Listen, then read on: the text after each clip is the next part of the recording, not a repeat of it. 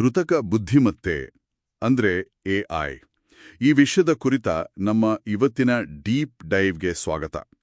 ಒಂದು ಕಾಲದಲ್ಲಿ ಇದು ಸೈನ್ಸ್ ಫಿಕ್ಷನ್ ತರ ಇತ್ತು ಅಲ್ವಾ, ಆದರೆ ಇವತ್ತು ನಮ್ಮ ಕ್ಲಾಸ್ ರೂಮ್ಗಳವರೆಗೂ ಬಂದಿದೆ. ಈ ಪಯಣ ಹೇಗಿತ್ತು, ಇದರ ಹಿಂದಿನ ಕಥೆ ಏನು, ಇದನ್ನೇ ಇವತ್ತು ಬಿಡಿಸಿ ನೋಡೋಣ. ಸರಿ, ಹಾಗಾದ್ರೆ ಎಐ ಅಂದ್ರೆ ಏನು ಅಂತ ಶುರು ಮಾಡೋಣ. ಸರಳವಾಗಿ ಹೇಳೋದಾದ್ರೆ ಮನುಷ್ಯರ ತರ ಯೋಚನೆ ಮಾಡೋ ಯಂತ್ರಗಳು ಅಲ್ವಾ? ಹೌದು, ಆದ್ರೆ ಅದಕ್ಕಿಂತ ಹೆಚ್ಚು. ಅಂದ್ರೆ ಅದರ ನಿಜವಾದ ಶಕ್ತಿ ಬರೀ ಅನುಕರಣೆ ಮಾಡೋದ್ರಲ್ಲಿ ಇಲ್ಲ. ಆಕ್ಚುಲಿ ಮನುಷ್ಯರ ಕಣ್ಣಿಗೆ ಕಾಣಿಸದಂಥ ಪ್ಯಾಟರ್ನ್ಗಳನ್ನ, ಅದು ದೊಡ್ಡ ಪ್ರಮಾಣದ ಡೇಟಾದಲ್ಲಿ, ಅದನ್ನ ಗುರ್ತಿಸೋದ್ರಲ್ಲಿದೆ. ಓ ಸರಿ. ಇದೇ ನೋಡಿ ಮಷೀನ್ ಲರ್ನಿಂಗ್ ಅನ್ನೋ ಕಾನ್ಸೆಪ್ಟ್. ಇದನ್ನ ಹೀಗೆ ಯೋಚಿಸಿ, ಒಂದು ಮಗುವಿಗೆ ನಾವು ಸಾವಿರಾರು ಬೆಕ್ಕುಗಳ ಫೋಟೋ ತೋರಿಸ್ತೀವಿ. ಇದಕ್ಕೆ ಚೂಪಾದ ಕಿವಿ ಇದೆ, ಮೀಸೆ ಇದೆ ಅಂತ ನಾವು ಪಾಠ ಮಾಡಲ್ಲ. ಅದ್ರ ಬದಲು ಆ ಮಗುವಿನ ಮೆದುಳೆ ಆ ಪ್ಯಾಟರ್ನ್ಗಳನ್ನ ಗುರ್ತಿಸಿ ಇದು ಬೆಕ್ಕು ಅಂತ ಕಲಿಯುತ್ತೆ. ಹೌದು, ತಾನಾಗಿಯೇ. ಅದೇ ರೀತಿ ಇವತ್ತಿನ ಎಐ ಕೂಡ ಕೋಟ್ಯಾಂತರ ಡೇಟಾ ಪಾಯಿಂಟ್ಗಳ ಜೊತೆ ಇದೇ ಕೆಲಸ ಮಾಡುತ್ತೆ. ಹಾಗಾದ್ರೆ ಈ ಐಡಿಯಾ ಹೊಸದೇನಲ್ಲ ಅಂತಾಯ್ತು. 1956ರಲ್ಲೇ ಜಾನ್ ಮೆಕಾರ್ಥಿ ಅನ್ನೋರು ಆರ್ಟಿಫಿಷಿಯಲ್ ಇಂಟೆಲಿಜೆನ್ಸ್ ಅಂತ ಪದ ಬಳಸ್ತರಂತೆ. ಹೌದು, ಅಂದಿನಿಂದಲೇ ಇದರ ಬಗ್ಗೆ ಚರ್ಚೆ ಶುರುವಾಗಿತ್ತು. ಆದರೆ ಆ ಪ್ರಯಾಣ ಅಂದುಕೊಂಡಷ್ಟು ಸುಲಭವಾಗಿ ಇರಲಿಲ್ಲ ಅಲ್ವಾ? 1970ರ ದಶಕದಲ್ಲಿ ಎಲ್ಲವೂ ನಿಂತು ಹೋದ ಹಾಗಾಯ್ತು ಅಂತಾರಲ್ಲ. ಅದನ್ನೇ ಎಐ ವಿಂಟರ್ ಅಂತ ಕರೆಯೋದು. ಯಾಕೆ ಹಾಗಾಯ್ತು? ನಿರೀಕ್ಷೆಗಳು ಹೆಚ್ಚಾಗಿದ್ವಾ ಅಥವಾ ತಂತ್ರಜ್ಞಾನದಲ್ಲಿ ಏನಾದ್ರೂ ಕೊರತೆ ಇತ್ತಾ? ಎರಡೂ ಇತ್ತು. ಆಗಿನ ಕಂಪ್ಯೂಟರ್ಗಳ ಕೆಪಾಸಿಟಿ ತುಂಬಾ ಕಡಿಮೆ ಇತ್ತು. ಓಕೆ. ರಿಸರ್ಚರ್ಸ್ ದೊಡ್ಡ ಭರವಸೆ ಕೊಟ್ಟಿದ್ರು, ಆದ್ರೆ ಅದನ್ನ ಸಾಧಿಸೋಕೆ ಬೇಕಾದ ಆ ಕಂಪ್ಯೂಟಿಂಗ್ ಪವರ್ ಇರ್ಲಿಲ್ಲ, ಡೇಟಾನೂ ಇರ್ಲಿಲ್ಲ. ಹೇಗಂದ್ರೆ ಸೂಪರ್ಸಾನಿಕ್ ವಿಮಾನದ ಡಿಸೈನ್ ಇತ್ತು, ಆದ್ರೆ ಅದನ್ನ ಓಡಿಸೋಕೆ ಇದ್ದಿದ್ದು ಸೈಕಲ್ ಇಂಜಿನ್ ಮಾತ್ರ. ಹಾ, ಒಳ್ಳೆ ಹೋಲಿಕೆ. ಆದ್ರಿಂದ ಇನ್ವೆಸ್ಟರ್ಸ್ ನಿರಾಸೆಯಾಗಿ ಹಣ ಹಾಕೋದನ್ನ ನಿಲ್ಸಿದ್ರು. ಅದೇ ಆ ಚಳಿಗಾಲಕ್ಕೆ ಕಾರಣ. ಆ ಚಳಿಗಾಲದ ನಂತರ 1997ರಲ್ಲಿ ಒಂದು ದೊಡ್ಡ ಘಟನೆ ನಡೀತು. IBMನ Deep Blue chess champion Garry Kasparov ಅವರನ್ನ ಸೋಲ್ಸಿದ್ದು. ಹೌದು, ಅದು ದೊಡ್ಡ ಸುದ್ದಿಯಾಗಿತ್ತು. ಅದೊಂದು ದೊಡ್ಡ ಮೈಲಿಗಲ್ಲು. ಆದ್ರೆ ಕೆಲವರು ಹೇಳ್ತಾರೆ ಅದು ನಿಜವಾದ ಬುದ್ಧಿವಂತಿಕೆ ಅಲ್ಲ, ಅದು ಬರೀ ಬ್ರೂಟ್ ಫೋರ್ಸ್, ಅಂದ್ರೆ ಸೆಕೆಂಡಿಗೆ ಲಕ್ಷಾಂತರ ನಡೆಗಳನ್ನ ಲೆಕ್ಕ ಹಾಕೋ ಸಾಮರ್ಥ್ಯ ಅಷ್ಟೇ ಅಂತ. ಇದರಲ್ಲಿ ನಿಜ ಇದೆಯಾ? ಖಂಡಿತ ಇದೆ.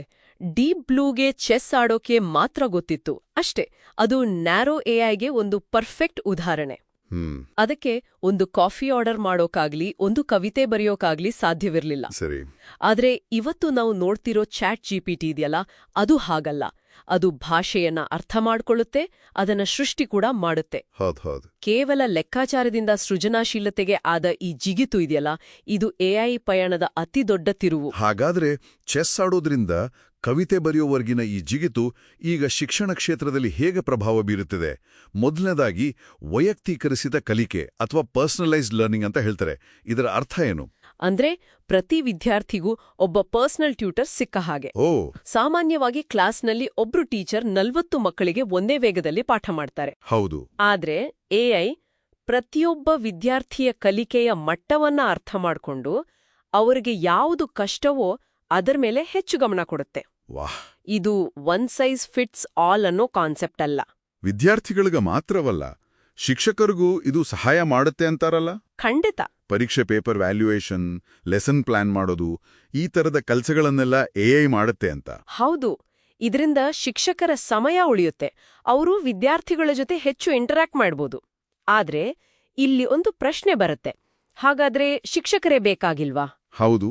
ಎಐ ಶಿಕ್ಷಕರನ್ನು ಬದಲಿಸುತ್ತಾ? ಇಲ್ಲ, ಖಂಡಿತ ಇಲ್ಲ.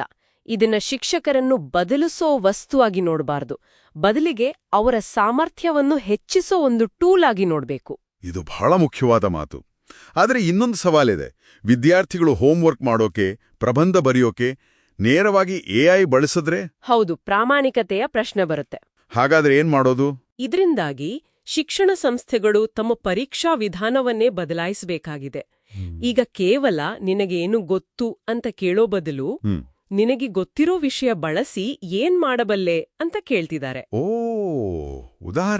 ಉದಾಹರಣೆಗೆ ಎಐ ಬರೆದ ಒಂದು ಪ್ರಬಂಧ ಕೊಟ್ಟು ಅದರಲ್ಲಿರೋ ತಪ್ಪುಗಳನ್ನು ಹುಡುಕಿ ಅದನ್ನ ವಿಮರ್ಶೆ ಮಾಡಿ ಅಂತ ಹೇಳ್ಬೋದು. ಓಕೆ, ಇದು ಇಂಟ್ರೆಸ್ಟಿಂಗ್ ಆಗಿದೆ. ಹೌದು.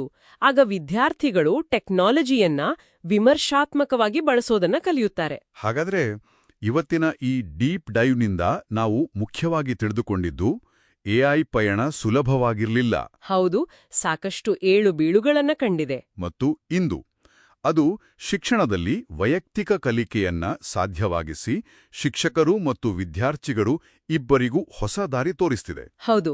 ಕೊನೆಯದಾಗಿ ಒಂದು ಯೋಚನೆ ಹೇಳಿ. ಈಗ ನಾವು ಚರ್ಚೆ ಮಾಡಿದ್ದೆಲ್ಲವೂ ನಿರ್ದಿಷ್ಟ ಕೆಲಸ ಮಾಡುವ ನ್ಯಾರೋ ಎಐ ಬಗ್ಗೆ ಅಷ್ಟೇ.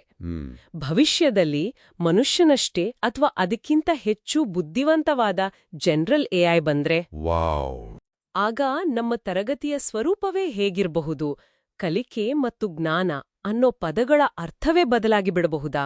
ನಿಜ, ಇದು ಯೋಚಿಸಬೇಕಾದ ವಿಷಯ.